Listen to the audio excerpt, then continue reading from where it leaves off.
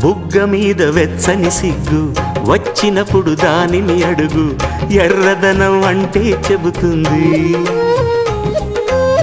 పెదవి కొమ్మ పూసిన పువ్వు అందమైన నీ చిరునవ్వు, తెల్ల రంగు అట్టా ఉంటుంది.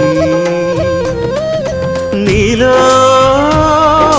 నిలువున పులకలు రేగిన వేళ నువ్వే పచ్చని పైరువు అవుతావమ్మా. దిగులు రంగే నలుపు అనుకో, ప్రేమ పొంగే పసుపు అనుకో.